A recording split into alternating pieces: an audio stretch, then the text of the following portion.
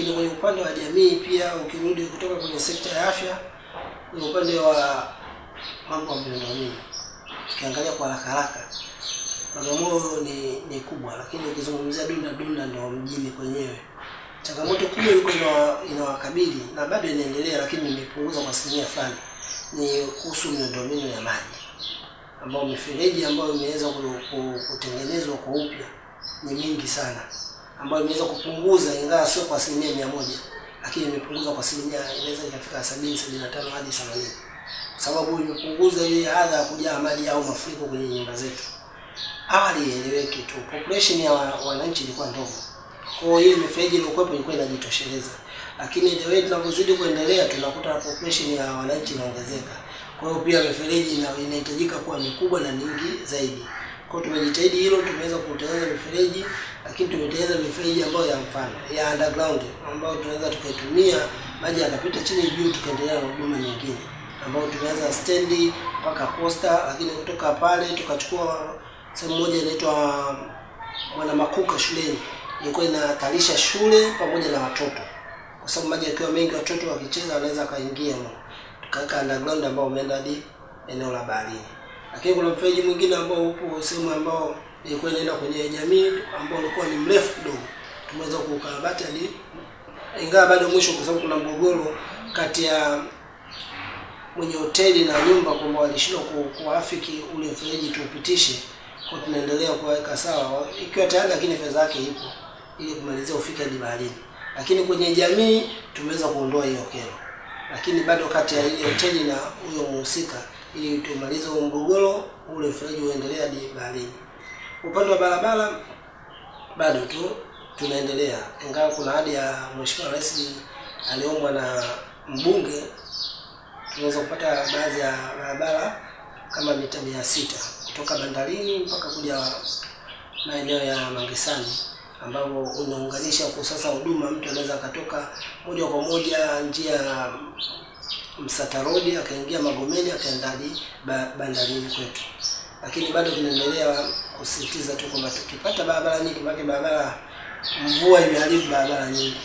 Kwa ombi letu tu hasa kwa upande wa TANROADS, unajua sasa hivi TARURA iko chini ya halmashauri, iko serikali kuu. Kwa ni yani kuwakumbusha, kwa sababu tunamkumbusha mtu akiwa kwenye kikao kama diwani, lakini akiwa nje ya pale inakuwa ni changamoto, kwa sababu tunakuwa tunakosa ile ufuatiliaji wa dhabiti, yani wa karibu zaidi. Lakini tunaendelea kuwaomba watu wa TARURA wanapopata mafungu basi watusaidie. Lakini nilikuta kuna changamoto ya makaravati sehemu nyingi. Mpaka ninapoingia hivi sasa kuna makaravati yanayojengwa zaidi ya makaravati 7, ambao ni sehemu zilikuwa korofi na sehemu ambazo zilikuwa kidogo wananchi wanaona kuna hali fulani ya utofauti. Lakini barabara bado zipo tulizozitengeneza kwa njia ya kifusi, ingawa mvua zimeharibu, lakini tumezifanya kwa kipindi kile. Lakini mvua zilizonyesha, kwa sababu zilikuwa ni kubwa kidogo za mwaka jana mpaka mwaka huu, kati ya mwezi wa 3 na kushuka chini, zilikuwa mvua kubwa ambazo ziliharibu miundombinu. Lakini tulikuwa tunaomba tu serikali kuu watuone kwa namna moja au nyingine kwenye upande wa miundombinu za barabara. Kwa upande wa uchumi, ukizungumzia uchumi unazungumzia sana mimi mwana sasa nitazungumzia sana watu wa ujasiriamali, vijana, kina mama, imekaje. Lakini kwa upande wa uchumi kwa ujasiriamali kwa vijana na kina mama, mimi nimeingia nikuta vikundi viko 52. Lakini mpaka hivi sasa tunavyoongea kuna vikundi 138, ambapo utaona ni jitihada nusu ya na zaidi mara 2 yake. Lakini ni hali ambayo nilitumia kuwashawishi na kuhakikishia kwamba wanapata mikopo. Na niwashukuru tu halmashauri ya wilaya Bagamoyo, ili 10% ambayo inaelekezwa kisheria tunaitenga na inaenda sehemu sahihi. Ninavyoongea mpaka hivi leo naweza nikaa ni kata ambayo imepata fedha nyingi za halmashauri, naweza kufika karibu milioni 200. Na sasa utashangaa kuna vikundi vipo ambavyo tunasema leo vinajivunia mkopo wa halmashauri. Kwa mfano kuna vikundi vya madereva magari yanayoenda Msata Road, wao tuweza kuopesha milioni 9 wakanunua gari. kwa mara ya kwanza, na sasa hivi tena tunataka kuwakopesha tena kwa ajili ya gari, na sasa hivi wana magari matatu, mimi mawili, wanataka la tatu kwa ajili ya kuongeza kwenye kipindi hiki ambacho tutawakopesha.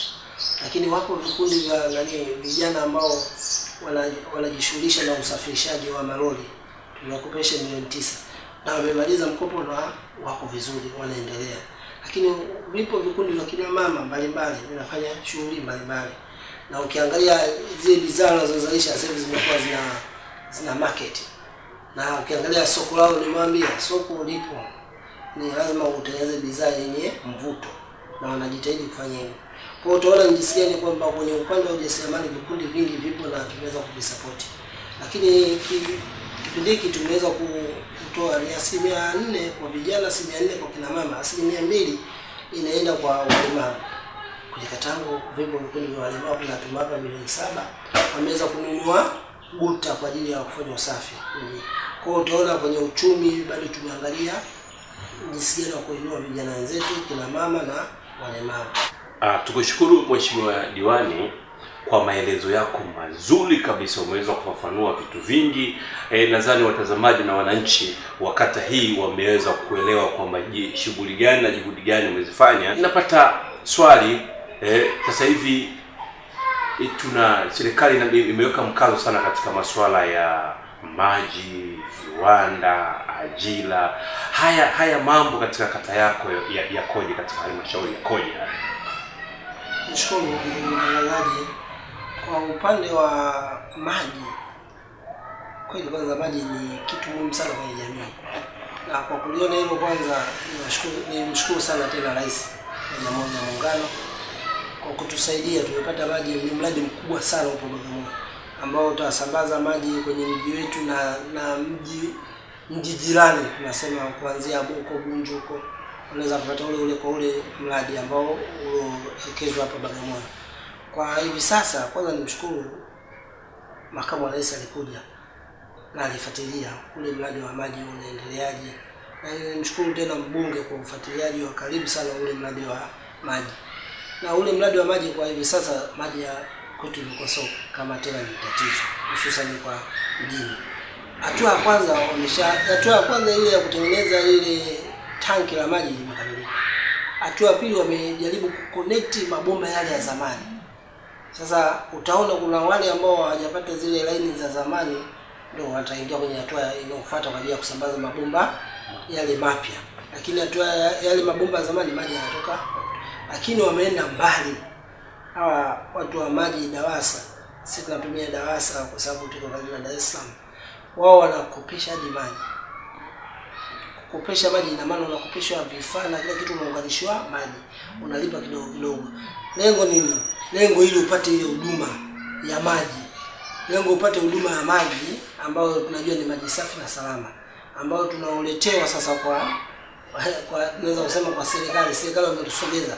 Na lengo la serikali ni kumtua mama ndoo kichwani. Na hiyo imeweza kutimia kwa watu wa Bagamoyo.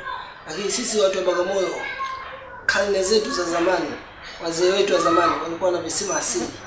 Vile visima tumejaribu kuvipitia na kuviboresha kwa kupulizia dawa na kuviendo na kuvifuatilia kwenye matumizi ya kawaida. Lakini achilia mbali tuna visima ambazo tunapata msaada wa kupitia ofisi ya mbunge na baadhi ya marafiki zetu, tumeweza kuchimba visima sehemu mbalimbali. Na nishukuru ofisi ya Makamu wa Rais iliweza kutuchimbia kisima kirefu kikubwa chenye ukubwa mkubwa wa kusambaza maji sehemu mbalimbali, hususan kwa shule yetu ya Dunda Sekondari. Kwa tumeweza kupata kisima kile na kimekamilika na tumekabidhiwa na wanafunzi wanatumia. Ndio hapo tunaona kama watoto au wanafunzi wakaweza kutumia kutengeneza bustani kwa sababu wana uhakika wa maji. Kwa upande wa maji mimi naweza kusema Bagamoyo inaweza ikaja historia kuwa na shida ya maji. Lakini kwenye sehemu zile ambazo maji awali ilikuwa mabomba ya zamani yalikuwa hajafika, awamu hii inayofuata kusambaza mabomba mapya nafikiri ndio itamaliza tatizo la maji kwa ujumla wake. Kwa upande wa ajira tumshukuru Mungu. Kwa upande wa serikali tunatangaza ajira mbalimbali. Kwa mfano kwetu sisi halmashauri ya wilaya Bagamoyo tulitangaza ajira ya madereva 15. Ndani ya ajira zile wapo wa Bagamoyo ambao wamepata ajira ile. Sio watu baki. ingawa ile tangazo linatuelekeza litangazwe kote, kwa sababu sisi serikali yetu haina dini, haina ukabila. Kwa mtu yote anaweza kufanya kazi kokote pale endapo awe na sifa na vigezo vya hiyo ajira. Kwa hiyo na ilitangazwa, wapo walioomba wengi, lakini baadhi ya wengi bado ni Bagamoyo wamepata ajira ile na wameweza kunufaika na ajira ile ya udereva. Lakini kwa upande wa watendaji wa vijiji, kwa sababu sisi bado vijiji vyetu ni vichache, kwa waliopata wapo wa Bagamoyo na wapo wengine. Kama nilivyosema, ajira ikitangazwa inatangazwa kwa watu wote, lakini tunajitahidi sana ndugu zetu wa Bagamoyo wapate ile fursa za ajira.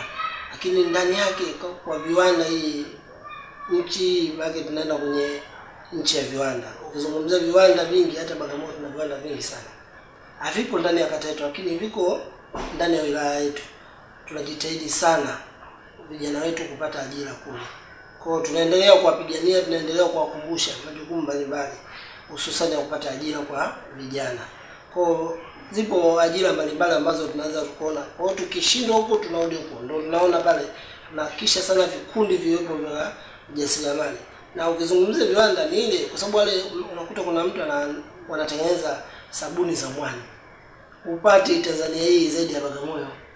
Lakini tunawezesha wale vijana, ndio ajira yao, ndio kiwanda kile kidogo. Kiwanda kidogo hata chaani ni kiwanda. Hivi ninavyoongea kuna mabinti walikuwa wanasomeshwa na Camfed. Wapo kwenye kata yangu, wapo zaidi ya mabinti 38. Wamegawa vileani zaidi ya 40. Kwa tayari ni kiwanda kidogo cha ushoneshaji nguo, na tunaendelea kuwatunza kama kata. Tunaendelea kuwapa ajira kwa kuwatafutia kazi mbalimbali kwenye mashule, zile uniform za watoto ili washone wale wapate na waweze kuendeleza maisha yao.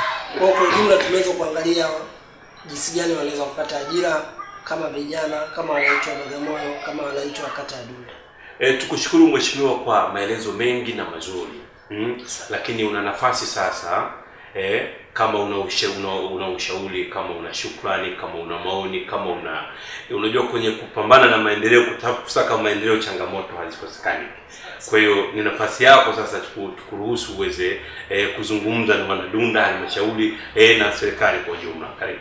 Mimi nashukuru sana ndugu zangu director Mtamani TV kwa kutufikia sana kwenye halmashauri yetu ya Bagamoyo na kata yetu ya Dunda.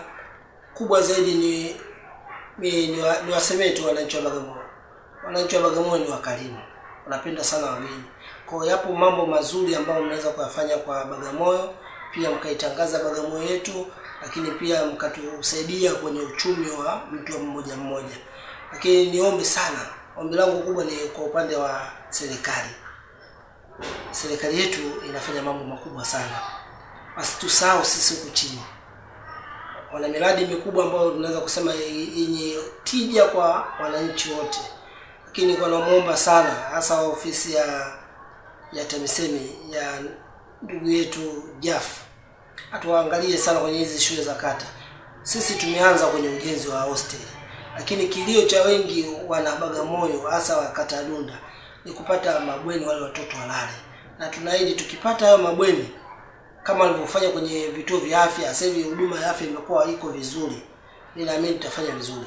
Na hii inaridhisha kabisa kwa sababu mwaka huu form 6 shule zilizofanya katika 10 bora zipo za kata. Kwa hiyo tukiziwezesha hizi shule tutafanya vizuri. Tukihakikisha hizi shule zina hosteli zote tutafanya vizuri. Watoto wana uwezo mkubwa, lakini changamoto inawakuta ni ile mwendo mrefu, ule kazi za majumbani. Unakuta mtoto ndo kila kitu nyumbani, kwa anakosa muda ule wa kujisomea.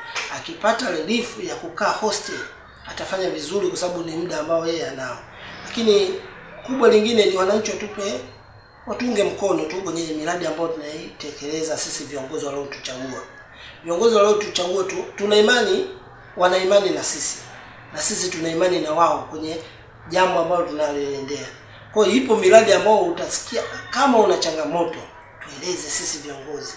Usibaki nalo alafu ukasema hamna kiongozi anaotusaidia.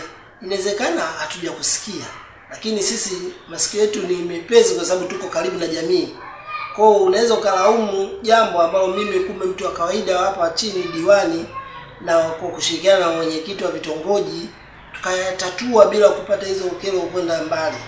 Kwa hiyo hapo ambao tunaweza kusema tunamshukuru sana Mheshimiwa Rais kwa kutuangalia hasa kwenye elimu bure. Hasa kwa kutuletea kutengea fedha kwa ajili ya kutengeneza vituo vya afya. Kwa sababu hadi sasa hivi sisi halmashauri ya wilaya Bagamoyo tuna vituo viwili ambavyo vya afya vizuri vikubwa na tumevielekeza kwenye kona zile ambazo tunasema ile population ya hospitali ya wilaya sasa inapungua. Kwa sababu tumezitenga sehemu ambazo pembezoni mwa ambao wananchi wetu walikuwa wanapata shida. Kwa hiyo niwashukuru sana hasa nyie ndugu zangu director Mtamani TV ambao mmeweza kufika mpaka huku chini kwa wananchi. Asanteni sana na Mungu awabariki. Napenda kukushukuru Mheshimiwa Diwani wa kata ya Dunda kwa ushirikiano na mapokezi makubwa. Hakika tunajivunia kuwa Bagamoyo. Ni mimi ndugu yangu kutoka director Mtamani TV.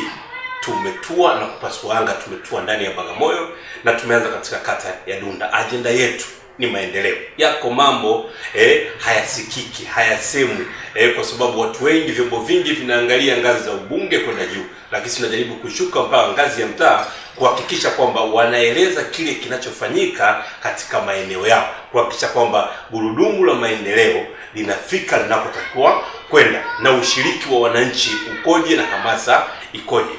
Hakika tukupongeze na tukushukuru sana kama director Mtamani TV. Tukushukuru kwa hili na tunakuomba wakati mwingine una jambo tukaribishe, nasi tutafika Bagamoyo kuhakikisha kwamba mambo yanakwenda kukamilika. Mwisho wa jambo hili ni mwanzo wa jambo lingine. Endelea kutufuatilia director Mtamani TV. Bye.